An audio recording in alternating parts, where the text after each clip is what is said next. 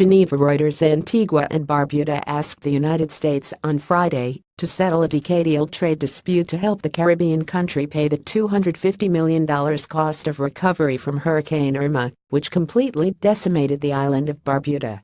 The WTO backed Antigua in 2005 in a dispute with the United States over online gambling rights and authorized it to impose trade sanctions. Antigua has sought a settlement rather than taking retaliatory action. Trade experts say the case highlights a weakness in the WTO system because small nations have little leverage to enforce rulings against the world's big powers.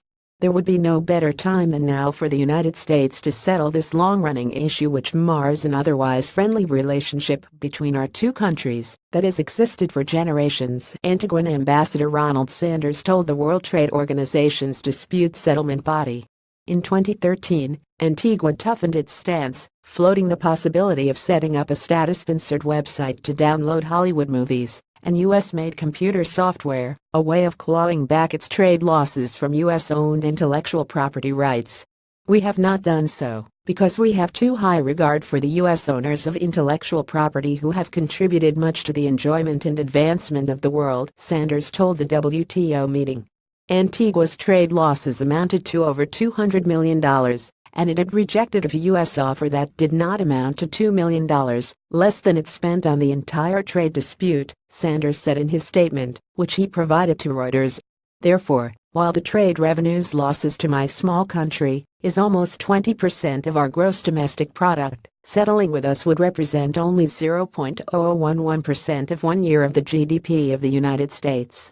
Sanders noted that the United States had paid more than $440 million to Brazil to settle a WTO dispute over intellectual property rights, and said his country still hoped to resolve things amicably.